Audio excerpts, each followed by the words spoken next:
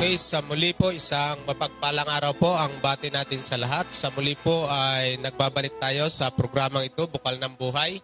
Kaya nga po sa araw pong ito, muli po nating binabati ang mga taga-subaybay ng programang ito, Bukal ng Buhay. Kung tayo man po ay mga may ginagawa sa araw na ito, sana po ay samahan niyo po ang inyong pong lingkod sa mga ilang minuto na tayo po ay muling mag-aral ng salita ng ating Panginoon. So binabati po natin ang lahat ng ating mga kapatiran, kaibigan, saan man po kayong dako naabot ng programang ito ng Bukal ng Buhay.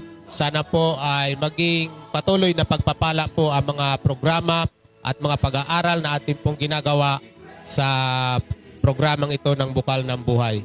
So atin pong binabati ang atin pong mga kaibigan. Binabati po natin si Sister Marilyn Guliman na siya po ay laging nakasubaybay dito po sa ating programang ito. At sa iba pa po na mga sumusubaybay sa programang ito, sana po kayo po ay patuloy na pagpalain po ng ating Panginoon sa atin pong mga ginagawa sa araw-araw. Alam ko po na tayo po ay busy, subalit alam po natin na kinakailangan din nating bigyang pansin, lalo higit ang salita ng Panginoon sa ating buhay, mga kapatid at mga kaibigan. Actually, sa panahon po natin ngayon ay talagang patuloy pa rin po ang pakikipagbakan ng marami sa ating mga kapatid, kaibigan at mga kababayan dito po sa pandemyang ito ng COVID-19. Actually, ang isa nga nating mga ngaral ay yumao dahil sa sakit na ito. At yung isa kong kaibigan sa Takras ngayon ay pumanaw na rin. So nakita po talaga natin ang buhay ay talagang napakaikli ng buhay natin sa lupang ito. Na ano pa, napakahalaga po na ang buhay natin na ito ay gugulin po natin para makamtan yung isang tunay na buhay na ipagkakaloob sa atin ng Panginoon, yung buhay na walang hanggan. Actually, minsan ang buhay natin ay hindi natin napapansin na tayo ay masyado minsan nagiging busy na lamang sa pagpupursige sa buhay na ito. Subalit hindi natin napapansin ay nakakaligtaan na natin na bigyang pansin yung buhay na mas mahaba, mga kaibigan at mga kapatid, na ibibigay sa atin ng Panginoon. Yung pong buhay na walang hanggan ay masasabi po natin isang dapat prioridad ng bawat tao sa lupang ito, sapagkat ang buhay nga natin sa lupang ito, gaya ng ating naalaman, ay marahil napaka mapalad na natin kung tayo po ay hihigit pa sa 100 taon. Ano po? Marami ngayon ay namamatay, hindi umaabot ng 50 taon, 60 taon, 70 taon. Maswerte po tayo kung aabutin po tayo ng 80 taon. Ano po? So, sa tulong po at biyaya ng Panginoon, sana po ang ating buhay na ito ay maging kapakipakinabang at maging pagpapala tayo hindi lamang sa ating pamilya, ganun din sa ating mga kaibigan at lahat ng tao na ating nakakasalamuha sa araw-araw. Ngayon pong tanghaling ito, nais ko pong maipaglingkod sa inyo ang isang paksa na kung saan makakatulong upang tayo po ay lalong mapalapit sa ating Panginoon, lalo higit tayo po ay pare-parehong nag-aasam ng kaligtasan at buhay na walang hanggan. Kaya nga po, bago po tayo magsimula, tayo po muna ay manalangin sa isang maikling panalangin.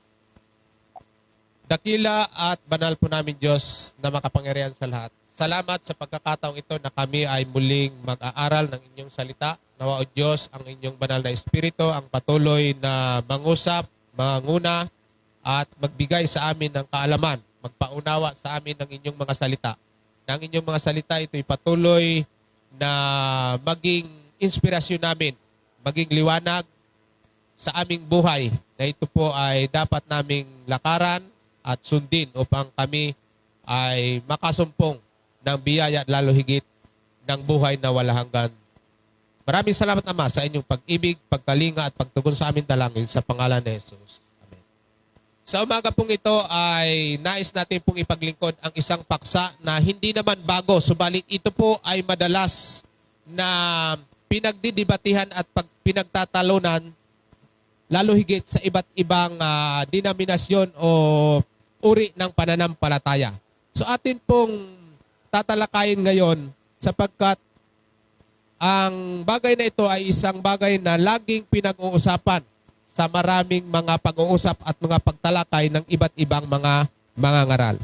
So ano po ang katunayan na ang 10 kautusan sa bagong tipan at sa panahong Kristiyano, ito po ay nagpapatuloy. Hindi po natin sinasabi na 10 kautusan lang ang kautusan ng ating Panginoon. Subalit, nais ko pong bigyang pansin ang bagay na ito. Bagamat ito po ay laging tinatalakay, laging pinag-uusapan, subalit marami pa rin ang hindi nakakaunawa at ayaw tanggapin na ang 10 kautusan ay nagpapatuloy sa bagong tipan at sa panahong Kristiyano. Ano po?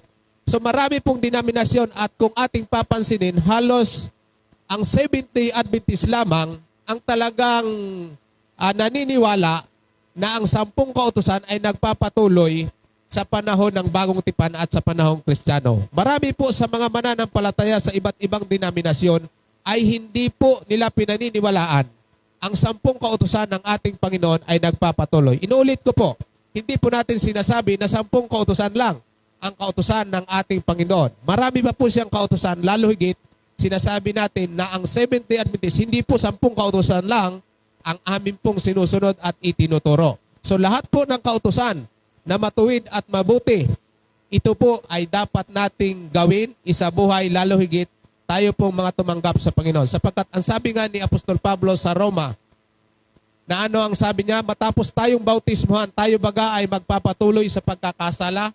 So para hindi po tayo magpatuloy sa pagkakasala, ay kinakailangan na ano po, dapat po tayong sumunod sa kautusan ng Panginoon. Sapagkat ang sabi nga, ang kasalanan ay ano?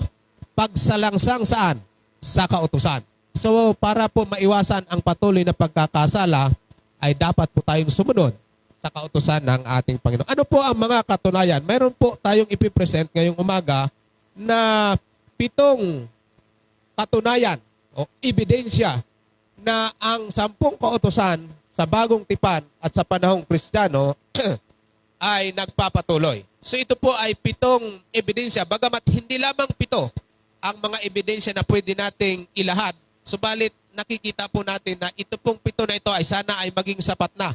Kung sa husgado nga ay yung 3 ebidensya o testigo ay sapat na para patunayan ang isang bagay, ay siguro mas marahil itong ating pong ebidensya na ipipresent na 7 ay talagang sana po ay maging malinaw po sa bawat sa atin na ang ating tinatalakay sa umagang ito ay inyo pong maunawaan sa tulong at biyaya ng ating Panginoon. So ano po ang mga katunayan, mga kaibigan at mga kapatid, na ang 10 kautusan ng ating Panginoon ay nagpapatuloy sa bagong tipan, lalo higit sa panahong Kristiyano at pagtuturo ng ating Panginoong Hesukristo. Ganito po ang sinasabi sa Matthew 5:17 and 18. Ganito po ang sinasabi. Ito po ang pinagpaunang sinalita o sinabi ng ating Panginoon nung siya po ay naparito sa lupa. Ganito po ang kanyang sabi. Huwag ninyong isiping ako'y naparito upang sirain ang kautusan o ang mga propeta. Hindi upang sirain, kundi upang ganapin.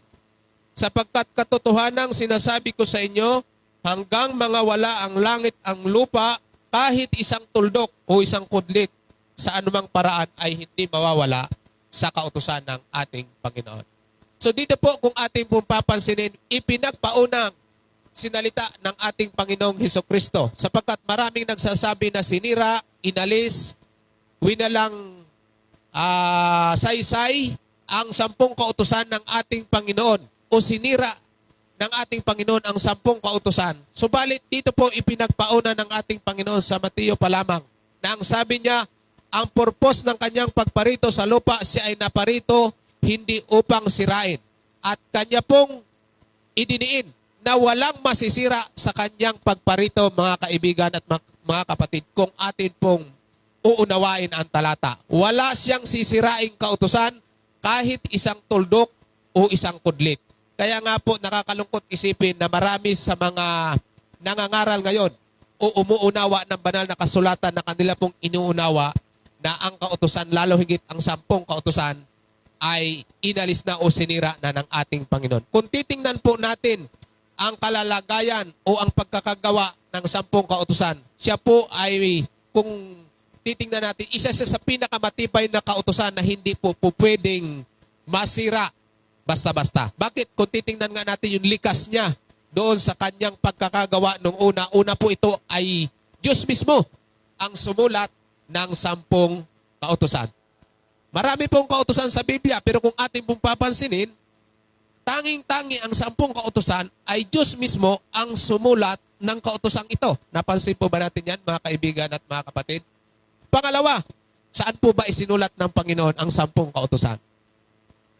Makikita po natin at alam po natin base po sa kasaysayan na ang 10 kautusan ng ating Panginoon ay isinulat niya saan?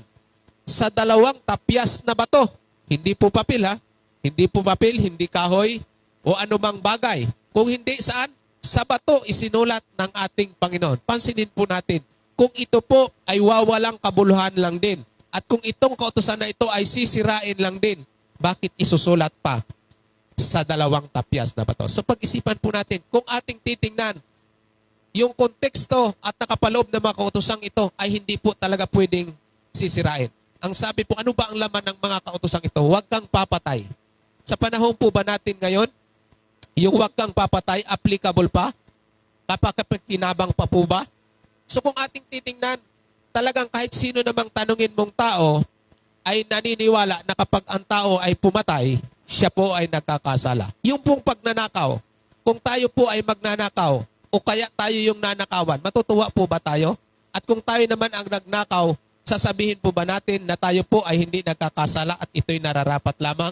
Hindi po ba kahit sa panahon natin ngayon ay alam natin na bawal ang magnakaw, bawal ang mangalon niya? Igalang mo ang iyong nanay at tatay upang humaba ang iyong buhay dito sa lupa. Yung po bang mga utos na ito ay hindi na kailangan sa panahon natin ngayon ng mga Kristiyano, mga kaibigan at mga kapatid? Malaki pong pagkakamali kung sasabihin natin ang mga kautosang ito ay winalang kabuluhan na ng ating Panginoon. Nangagkakamali lamang ang marami sa mga nag-aaral at nangangaral ng banal na kasulatan sa bagay na ito, mga kaibigan at mga kapatid. Kaya nga bagamat lagi itong tinatalakay, pinag-aaralan, pinagdidibatihan, ay patuloy pa rin natin itong isinisigaw at inilalahad ang mga katotohanan na ito pong 10 kautusan ng ating Panginoon ay patuloy na nananatili sa panahon ng Kristiyano sa bagong tipan, mga kaibigan at mga kapatid. Ano po ang katunayan? Ang sabi nga, kahit isang tuldok o isang kudlit ay hindi mawawala sa kautusan, ang sabi ng ating Panginoon. So kaya nga't ang sabi nga, kaya nga't ang sino mang sumuway sa kaliit-liitang ito at ituro ang gayon sa mga tao ay tatawaging kaliit-liitan sa langit. So kung ating papansinin, ito po ay hindi po ang sabi naman ng ibang mga nagpapaliwanag, ito daw kautusan na ito ay kautusan tungkol kay Kristo, na ito daw yung tinupad ni Kristo. Ito lamang daw ay hindi 10 kautusan. Kung papansinin nyo, ay bakit kung kautusan ito ni Kristo, ang sabi po sa 19, ang sino mang sumunod o ituro sa mga taong gayon ay tatawaging, ang sabi nga, kaya ang sino mang sumuway sa isa sa kaliit-liitang utos na ito at ituro ang gayon ay tatawaging kaliit-liitan sa kaharian ng langit. So kung ating papansinin, ito po pala ay kung susuwayin ng tao at ituturo, bakit kailangan pang ituro kung ito pala ay ang ginanap na ng ating Panginoon? Di po ba? So ibig sabihin, itong kautusan na ito ay kinakailangan pang ituro sapagkat kung ito ay susuwayin, ay tatawagin tayong kaliit-liitan doon sa kaharian ng langit. Kita po natin, kaya makikita po natin dito pa lamang sa unang mga talata, makikita po natin yung likas ng kautusan ng ating Panginoon ay hindi po maaring masira o mawala, ang sabi, kahit isang tuldok o isang kudlit sa kanyang kautusan. Pangalawang katunayan po natin, meron lamang po tayong 7 ebidensya na ilalahad sa tanghaling ito. Sana po ay kahit kayo po sa inyong mga tahanan ay basahin niyo po ang mga talatang ito at pag-aralan. So ganito po ang pangalawang ebidensya na atin pong ilalatag sa tanghaling ito. Ang sabi po sa Mateo 19:16 hanggang 17:18 ay ganito po ang sinasabi. Narito lumapit sa kanya ang isa na nagsabi, Guro, ano ang mabuting bagay na gagawin ko upang magkaroon ng buhay na walang hanggan? Ito po ay tanong ng isang binatang mayaman sa panahon ng ating Panginoon. Isang napakagandang tanong. na ano pa tinanong ng binatang ito, ano ang kailangan kong gawin upang ako'y makapasok doon sa kaharian ng langit? So kung ating pong titingnan, ito pong tanong na ito ay tanong tungkol sa kaligtasan. Ano ang kailangan kong gawin upang ako ay maligtas at magkaroon ng buhay na walang hanggan? Napakaganda po ng sagot ng ating Panginoon. Ano po ang sagot ng ating Panginoon? At sinabi niya sa kanya, bakit mo tinatanong ang tungkol sa mabuti? May isa na siyang mabuti. Datapwat kung ibig mong pumasok sa buhay, ingatan mo ang mga utos. Napakaliwanag at napakadiretso po ng sagot ng ating Panginoon. Kung nais nating pumasok sa buhay o magkaroon ng buhay na walang hanggan, ang sabi ng ating Panginoon, ingatan mo ang mga utos. So kung ating titingnan, ano po bang ibig sabihin ng ingatan? Wala na? Ha? Ano po bang ibig sabihin ng ingatan mo ang mga utos? Ibig po bang sabihin, hindi na natin susundin? O hindi na natin susundin ang kautusan ng ating Panginoon? Yung po ba ang ibig sabihin? Mga kapatid, ang sabi nga, ano po ang sagot ng binata? Sinabi niya sa kanya, Panginoon, alin-alin, sapagkat gustong makatiyak ng binata ito, alin-alin, Panginoon, ang kautusan na aking gagawin? At sinabi ni Jesus, huwag kang papatay, huwag kang mangangalon niya, huwag kang magnanakaw, huwag kang sasaksi sa di katotohanan. Napakalinaw po ng kautusan na binabanggit ng ating Panginoon. Ano po bang kautusan itong tinatalakay ng ating Panginoon? Walang iba po kung ating titingnan. Ito po ay tungkol sa 10 kautusan ng ating Panginoon. Na ito po yung nilalaman ng 10 kautusan ng ating Panginoon. Huwag kang papatay, huwag kang magnanakaw, huwag kang sasaksi sa di katotohanan. Pero yung iba dyan sinasabi naman, hindi naman kumpleto yan. Hindi naman binanggit ng Panginoon yung 10 diyan. Abay mga kapatid, mga kaibigan, hindi na po kailangang sabihin pa yung 10. Kasi kahit dito hindi naman sinabi ng ating Panginoon, huwag kang gagawa ng larawang inanyuan. Huwag mong babanggitin ang pangalan ng Diyos sa walang kabuluhan. Hindi niya po binanggit dito. Ibig po bang sabihin, kapag hindi niya binanggit, ay hindi na niya iniutos? Mga kapatid, mga kaibigan, hindi niya po kailangang sabihin ang lahat-lahat dito sa talatang ito. Sapagkat kung sasabihin niya ang lahat ng kautusan sa talatang ito, magiging ito na yung buong Biblia. Mga kaibigan, mga kapatid. Ano po? Hindi po. Sapagkat ibinigay lamang niya yung mga pauna. Subalit, alam na natin kung mayroon po tayong pangunawa. Nauunawaan na natin, maliban na lamang, kung hindi po tayo marunong umunawa ng konteksto ng Biblia. Kaya nga mayroon tayong mga pagtuturo na ganito, na sinasabi nga, dito kung ating uunawain, ang talatang ito ay nagpapatunay na itinuturo ng Panginoon ang nilalaman ng 10 kautusan ng ating Panginoon. So wag na po tayong tumutol sa sinasabi ng ating Panginoon sapagkat napakalinaw po ng salita ng ating Panginoon. Ang sabi nga, pag gusto natin talagang sumunod, ay magagawa po natin. Lalong higit kung mahal po natin ang Panginoon. Ang sabi nga, kung minamahal mo ang Panginoon, ang sabi nga ng Panginoon, if you love me, keep my commandments. Kung talagang mahal natin ang Panginoon, tayo po ba ay magdadalawang isip pa para sumunod sa Kanya? Sapagkat ang sabi nga ng Panginoon, kung ako'y inyong iniibig, tutuparin nyo ang aking mga utos. Mga kapatid, hindi po mabigat ang sumunod sa ating Panginoon kung siya po ay ating pong minamahal, mga kaibigan at mga kapatid. Kung ating pong papansinin dito, ano po ang sinabi ng binata? Sinabi ng binata, ang lahat ng mga bagay na yan ay nagawa ko na, ano pa ang kulang sa akin? Kaya nga ito po ang sinasabi natin. Hindi po natin sinasabi na kapag sinunod na natin ang kautusan, tayo ay maliligtas na. Hindi po. At wag po ninyong pagkakamalan, ang Seventh-day Adventist hindi po sumusunod ng 10 kautusan para maligtas. Tayo po ay sumusunod sapagkat mahal natin ang Panginoon. Hindi po sinasabi na kapag nasunod natin yon ay okay na tayo. Kung ating po papansinin, ano ang sabi ng ating Panginoon? At sinabi sa kanya ni Jesus, kung ibig mong maging sakdal, ipagbili mo ang iyong tinatangkilik at ibigay mo sa mga dukha at magkakaroon ka ng kayamanan at pumarito ka at sumunod sa akin. Kung ating pong papansinin, ang sabi ng ating Panginoon, sumunod ka sa akin. Kailangan pa po pala tayong sumunod. Maliban sa pagsunod sa kautusan, kailangan tayong sumunod sa ating Panginoon sa araw-araw ng ating buhay. Pangatlong katunayan ay ganito po ang ating mababasa sa Roma 3:31. Niwawalang kabuluhan kaya natin ang kautusan sa pamamagitan ng pananampalataya. Huwag nawang mangyari kundi pinagtitibay pa nga natin ang kautusan. Kung ating pong papansinin, mas lalo nga pong pinagtibay ang kautusan sa panahong Kristiyano sapagkat marami po ang nagtuturo na ang sabi nga, pananampalataya na lamang, biyaya na lamang tayo naliligtas. Subalit ano po ang sagot ng ating Panginoon? Ha? Huwag nawang mangyari, pinagtitibay pa nga natin ang kautusan. Kaya nga dito makikita natin, maging ang ating Panginoon at ang mga apostol nung sila'y nangangaral ay kanila pong itinuturo ang kautusan ng Panginoon. Bagamat itinuturo nila na tayo ay naliligtas sa pananampalataya, subalit hindi dapat nating walang kabuluhan ang pagsunod sa kautusan ng Panginoon. Hindi po tayo naliligtas sa pagsunod, subalit ang kautusan po ang siya pong nagtuturo sa atin ng mga kasalanan. Kaya nga kung paanong ang kasalanan ay hindi mamalagi sa atin, ay kinakailangan natin yung tinatawag na kautosang may titik. Kasi sinasabi ng iba, hindi na kailangan natin ng kautosang may titik. Ha? Sapagkat kung aalisin po natin yung mga titik ng kautosan, ay paano po natin uunawain itong salitang pag-ibig sa Diyos. Ibig sabihin, kanya-kanya po tayong interpretasyon ng kautosan. Pag sinabi mong mahal ang Diyos, bahala ka na kung paano mo nalang mahalin sapagkat di mo kailangan ng titik. At kung iibigin mo rin ang iyong kapwa sapagkat hindi mo kailangan ng titik na kautosan, ikaw na rin ang mag-i-interpret. Ganun po ba ang nais ng Panginoon? At ganun po ba ang kanyang ibig sabihin? Hindi po. Kung ating papansinin ang 10 kautosan, nahahati lamang po yan sa dalawa.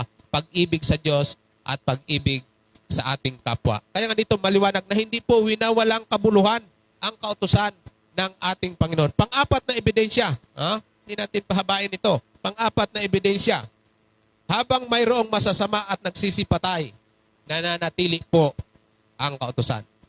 Mayroon pa po bang masasamang tao sa ating panahon? Yes. Ano po? Mayroon po bang mga nagsisipatay pa sa panahon natin ngayon? Napakarami, mga kaibigan, mga kapatid. Ano po ang sabi ng banal na kasulatan? Sa unang Timoteo 1:8, ganito po ang sinasabi. Datapwat nalalaman natin na ang kautusan ay mabuti kung ginagamit ng tao saan? Sa matuwid. Ayan. Mabuti pala ang kautusan kung matuwid ang pagkakagamit. Alam niyo, yung iba ayaw lang talaga kasi gamitin ng kautusan eh. Ayaw lang gamitin ng kautusan sapagkat ang sabi nga matuwid ang kautusan kung ito lamang ay ginagamit ng tao sa mabuti. Kaya nga ano ang sabi? Yamang nalalaman na ang kautusan ay hindi ginawa dahil sa taong matuwid kundi doon sa mga walang kautusan. Sa mga manggugulo, meron pa po bang manggugulo ngayon? Napakarami. Sa mga masasama, meron po bang masasama ngayon? Mayroon. Kaya nga ang sasabihin, sabi nga ng ang kautusan ay ginawa para sa mga taong ito. Kaya nga hanggat mayroon mga taong masasama, may mga taong manggugulo, ang sabi nito, mga makasalanan, mga di banal, mga mapaglapastangan, mga nagsisipatay ng ama at ng ina dahil sa mamamatay tao. Meron po bang mamamatay tao pa sa ating panahon? Mayroon po. Kaya nga habang mayroong mga taong masasama, ano ang sabi ng kautusan? Ito pong kautusan ay ginawa para sa mga taong ito, mga kaibigan at mga kapatid. Kaya nga, ang kautusan ay pinatutunayan lamang na hindi nawawala hanggat ang mga tao ay meron pong masama. Pag doon na tayo sa langit, ay wala nang masama doon. Marahil ay wala na rin doon itong kautusang ito, mga kaibigan, mga kapatid. So kung atin titingnan, ito po ang sinasabi ng banal na kasulatan. Ano pa? Dahil sa mga mapakiapid, meron po bang nakikiapid? Abay, marami pa rin sa ating panahon. Makikiapid sa kapwa lalaki, mga magnanakaw. Meron pa po bang magnanakaw sa ating panahon? Abay, kahit saan nga, makakasumpong tayo ng magnanakaw. Ano po? Dahil sa mga bulaan, dahil sa mga pagsumpa, at dahil sa mga bagay at mga mabuting aral. Ayan, tingnan po natin mga kapatid, na dito po ang sinasabi, hanggat may mga taong masasama, nananatili po ang kautusan sapagkat ito po ay para sa kanila. So kung ating pong papansinin dito po, makikita natin na talagang ang kautusan o ang 10 kautusan ay nagpapatuloy hanggang sa panahon po natin ngayon. Panlima pong katunayan, meron na lamang po tayong dalawa. Ano po ang sabi sa unang Juan 3:4? Ang sino mang gumagawa ng kasalanan ay sumalangsang din naman sa kautusan sapagkat ang kasalanan ay pagsalangsang sa kautusan. So ating pong papansin, mayroon pa po bang kasalanan sa ating panahon ngayon? Yes. Lahat po naman siguro tayo ay nagkakasala pa. At ang sabi nga, ang kasalanan ay ano? Paglabag o pagsalangsang sa kautusan. Sino po ang nagsasabi na hindi tayo nagkakasala? Hindi po ba lahat? Kahit yung mga nagsasabi na sila, sabi nila, hindi nila kailangan ng kautusan o hindi sila sumusunod sa kautusan. Ano po ba ang ibig sabihin? Hindi na po ba kayo nagkakasala? Ha? Ang sabi dito, kung tayo ay nagkakasala pa, ang sabi nga, ang kasalanan ay ano?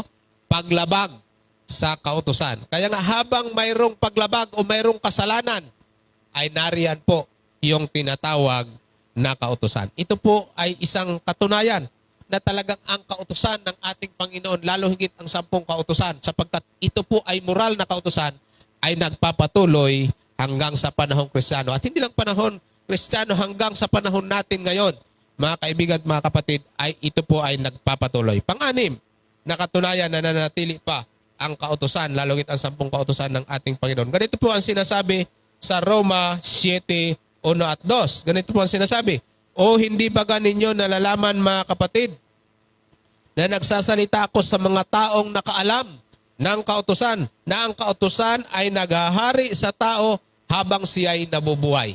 So anong sabi?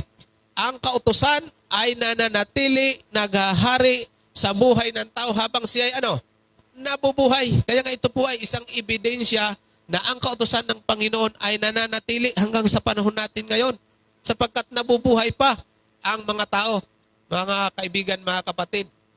Siguro naman, buhay pa tayo, Hindi pa rin siguro tayo mga zombie, Ayan. Tayo ay mga buhay pa. So, ibig sabihin, ang sabi ng banal na kasulatan, habang nabubuhay ang tao, naghahari ang kautusan. Sapagkat ang sabi, sapagkat ang babae na may asawa ay itinatali ng kautusan sa asawa, samantalang ito ay nabubuhay. Datapwat kung ang asawa ay mamatay, kalag na nga sa kautusan ang asawa. Kaya nga kung siya ay samantalang nabubuhay ang asawa, siya ay nakikisama sa ibang lalaki, ay tatawaging mangangalon niya. Datapwat kung namatay na ang asawa, ay laya na siya sa kautusan. Hindi na siya mangangalon niya. O napakaliwanag na ito pong pangangalon niya ay itinuturo pa ni Apostol Pablo na ang sabi, habang nabubuhay pa ang asawa, kapag ikaw ay nag-asawa sa iba, ano ang tawag sa iyo ng kautusan? Mangangalon niya. Ayan. Kung sasabihin natin wala na ang kautusan, pila walang bisa na ang kautusan. Hindi sana kahit mag-asawa ka ng ilang daan dyan, ay hindi ka natatawaging mangangalon niya. Ay bakit dito mga kaibigan, mga kapatid, ay tinatawag na mangangalon niya? Yung mga taong mag-aasawa pa kapag tayo ay mayroon ng asawa. Mangangalon niya ang tawag sa atin ng kautusan. Hindi po natin pwedeng baguhin yan. Hindi po natin pwedeng pabulaanan yan. Yan po ay nakasulat sa banal na kasulatan. Napakalinaw. Aywan ko lamang bakit maraming nagtuturo at nag-aaral ay hindi nila makita ang malinaw na ito. Kung minsan yung malinaw ay nilalabo pa. Kung alin yung malabo, pinalilinaw na lihis lang din naman. Ayan. Minsan, wala pong problema sa mga binabasa natin na kasulatan. Yung binabasa yung kasulatan, wala pong problema yan. Ang may problema yung ating pong pag-unawa. Di ba? Sa banal na kasulatan. Iisa lamang naman halos ang ating Biblia at mga kasulatan. Pero bakit tayo nagkaiba-iba ng paniwala? Sapagkat minsan, ipinapasok natin yung sarili nating interpretasyon. Yung sarili nating ideya. Meron namang malinaw na nakasulat. Nangangalon niya. Ang sabi ng banal na kasulatan, kapag tayo ay nag-asawa habang nabubuhay pa yung ating asawa, bakit hindi natin ito tanggapin? Bakit sinasabi natin wala na ang 10 kautusan ng ating Panginoon? Napakalinaw na ang sinasabi sa 10 kautusan, huwag kang mangangalon niya. Kung dito po ating titingnan, patuloy pong idiniridiin ni Apostol Pablo na ang bisa ng kautusan, lalo higit ng 10 kautusan, ay nagpapatuloy sa panahon ng bagong tipan at sa panahong Kristiyano. Pang-7 po, o last, na katunayan. So meron po tayong 7 ebidensya na ipinresent ngayon. Sana po ay naging malinaw sa atin ang pagtalakay na ito. Ano po yung ika-7 ebidensya na atin pong sasabihin? Hindi lamang po 7. Kung gusto niya pong dagdagan sa susunod, pwede pa nating dagdagan ito. Napakarami pong ebidensya na pwede po nating ilabas. Subalit nakikita po natin sana sa 7 ito ay maging matibay at maging malinaw na po sa ating kaisipan na ang kautusan ng ating Panginoon ay nagpapatuloy na dapat nating susundin habang tayo narito sa lupa. Wala pa po tayo sa langit, mga kapatid, mga kaibigan. So ano po ang sabi Sa Apokalipsis 21:8, ganito po ang sinasabi. Ngunit sa mga duwag at sa mga hindi mananampalataya, sa mga kasuklam-suklam, sa mga mamatay tao, sa mga mapakiapid, sa mga manggagaway, at sa mga mapagsamba sa Diyos-Diyosan, ang lahat ng mga sinungaling, ang kanilang bahagi ay sa dagat-dagatang apoy at asupre na siyang ikalawang kamatayan. Ito pong mga binanggit dito, ito po ay mga manlalabag sa kautusan ng ating Panginoon. Ano pat kung sasabihin nating wala na ang kautusan, ay bakit mayroon pa pong mga manlalabag dito? Bakit itong mga mamamatay tao, itong mga mapakiapid, itong mga sinungaling ay dadalhin pa rin ng Panginoon saan? Sa dagat-dagatang apoy. So ibig sabihin, kinakailangan upang hindi tayo maging mamamatay tao, ano po ang dapat gawin? Di wag tayong pumatay. Yung ang sabi, mapagsamba sa Diyos-Diyosan, mga sinungaling. Ano po? Bakit ito ay patuloy pa rin itinuturo? Apokalipsis na po ito, ang ating titingnan. So ito po ay isa sa mga huling aklat ng Biblia. Patuloy pong idinidiin yung nilalaman ng banal na kasulatan ng 10 kautusan ng ating Panginoon. Kaya nga, sana po, wag po tayong magkamali ng pag-interpret o pagkaunawa. Kaya nga, malimit nating sinasabi, walang mawawala sa iyo sa pagsunod ng 10 kautusan. Hindi ka mapapahamak sa pagsunod ng 10 kautusan. Mas mapapahamak ka kung ikaw ay lalabag. Hindi po ba? Walang mawawala sa iyo. Kaya nga, kung tayo ay masunurin sa Panginoon, hindi po tayo dadalhin sa dagat-dagatang apoy dahil sumusunod tayo ng 10 utos. Mas lalo po tayong mapapahamak kung tayo po ay hindi sumusunod. Hindi po natin sinasabi na ang kaligtasan ay sa pagsunod ng kautusan. Atin pong sinusunod ang kautusan ng Panginoon sapagkat hindi po tayo kinakailangang magpatuloy sa pagkakasala. Tayo pong mga tumanggap sa Panginoon ay minamahal natin ang ating Panginoon. Kinakailangan na ang sabi nga, if you love me, ang sabi ng Panginoon, kung ako'y inyong iniibig, tutuparin nyo ang aking mga utos. Ang ating pong pagtupad ng utos ng ating Panginoon, ito po ay pagmamahal natin sa Kanya at ang makikinabang nito ay hindi ang Diyos. Kapag sinunod po natin ang 10 kautusan, tayo mismo ang makikinabang nito. Kapag tayo ay hindi papatay, sino po ba ang makikinabang? Ang Diyos o tayo? Tayo. Pag tayo ay hindi magnanakaw, kapag ikaw ay nagnakaw, kapag nahuli ka, sino po ba ang mapipirhisyo? Ang Diyos o ikaw? Tayo po, mga kaibigan, mga kapatid. Ang 10 kautusan ay protection po natin ito upang maingatan tayong payapa, upang tayo maingatang manatiling masaya sa pamumuhay natin sa lupang ito sa pamamagitan ng pagsunod sa kautusan ng ating Panginoon. Ang purpose po ng kautusan, ang sabi nga sa Roma 7:12, ang kautusan ay matuwid, banal at mabuti. Sabi nga sa 1 Timoteo 8, mabuti ang kautusan kung ginagamit natin ito sa matuwid. Actually, ibig sabihin, pwede rin na pala natin itong gamitin sa hindi matuwid. Kaya mga kaibigan, mga kapatid, kumusta po ba ang pagkakagamit natin sa kautusan? Ginagamit po ba natin ito sa matuwid at mabuti? Sana po, ito po ay gamitin natin. Sundin natin sapagkat una, tayo po ang makikinabang ito. Ibinigay ito ng Diyos sa kapakinabangan ng tao. Hindi po Diyos ang makikinabang dito.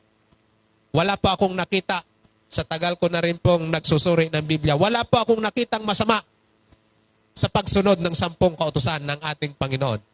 At subok ko po yan.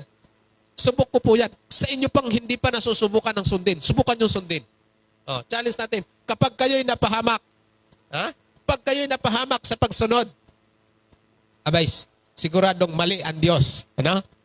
At nakikita ko po at naniniwala ko, hindi nagkamali ang Diyos sa kanyang pagbibigay sa atin ng 10 kautusan ng ating Panginoon. Harinawa, mga kapatid, mga kaibigan, sa tanghaling ito, sa maikli nating pagsasama, pagtalakay sa ating mga kapatid, i-share po natin ang mga pag-aaral na ito. Sa pamamagitan nito, tayo po ay nagiging kabahagi ng pagpapalaganap ng salita ng ating Panginoon sa pamamagitan ng pag-aaral na ito sa ating mga Facebook, sa ating panonood, ay sana po makatulong na tayo mabigyan ng patuloy na inspirasyon na sundin ang salita ng ating Panginoon at patuloy pa tayong mag-aral ng kanyang mga salita. At syempre, binabati po natin ang mga kapatid, kaibigan na patuloy na sumusubaybay sa programang ito. At syempre, hindi ko po mababanggit ang lahat. Maaring ang iba ay nakasubaybay ngayon ay binabati po natin kayo ng isang mapagpalang araw. Harinawa kayo po ay patuloy na pagpalain ng ating Panginoon at sana po ay patuloy na tayo po ay lalago sa ating pananampalataya, lalo higit maging handa tayo sa pagbabalik ng ating Panginoon. Binabati po natin ang si Dennis Hagmis. So magandang araw, Sister Monet Balaoro at si Pastor Judel. Ayan, Escalona. So magandang araw, Pastor. Diyan sa inyo. Alam po natin na talagang kayo po ay masigasig din sa inyo pong gawain dyan. So binabati natin ang si Pastor Judel Escalona, Brother Roy Oliverio. Oh, nanonood. Kitang-kita ko nga. Yan. Brother Roy and family, siyempre, ang lahat ng mga kapatiran natin dito sa Westcom.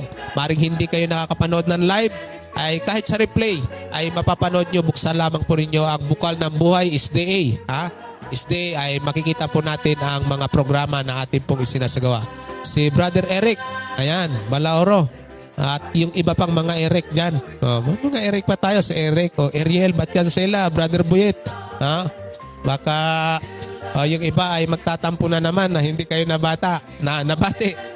So wag po kayo magtatampo sapagkat alam po namin na kayo ay patuloy na pagpapala sa ating Panginoon. Ayan. So family Rikima at Navarro family, Lorica family at lahat po ng kapamilya natin. Dito po sa sa Westcom Church, ang Arrogante family at kanyang mga anak at sa lahat po ng ating mga kaibigan na nakasubaybay sa programang ito ay pagpalain po tayo ng Panginoon sa araw-araw at sana po ang Panginoon ay patuloy na mag-ingat sa atin, magbigay sa atin ng proteksyon at lalo higit sa ating mga paghahanap buhay ay patuloy tayong bigyan ng lakas, mabuting kalusugan. Sapagkat ang kalusugan ay yan na lamang ang tangi nating kayamanan sa lupang ito. Kahit tayo mahirap, basta wag lamang tayong ipahintulot ng Diyos na magkasakit ay okay na.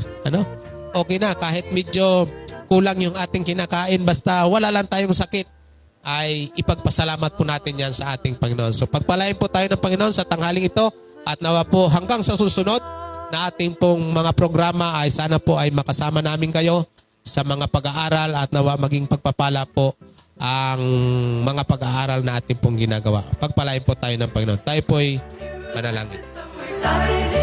Dakila at mapagpahal po namin Diyos na makapangyarihan sa lahat. Marami pong salamat sa pagkakataong ito sa buhay at lakas, patnubay at pag-ingat na patuloy pinagkaloob sa amin. Harinawa o Diyos, patuloy na ang inyong proteksyon, pag-iingat, pagpapala ay ipagkaloob sa bawat sa amin. Lalo higit sa mga sumusubaybay, sa mga kapatid namin, at sa lahat ng mga mahal namin sa buhay, Ama. Nawa kayo ang siyang patuloy na pumatnubay, mag-ingat at magpala sa bawat sa amin. Maraming salamat, Ama, sa inyong pag-ibig, pagkalinga at pagtugon sa amin dalangin. Ang lahat ng aming hiniling, patuloy kayong pinapurihan at pinasalamatan sa pangalan ni Jesus.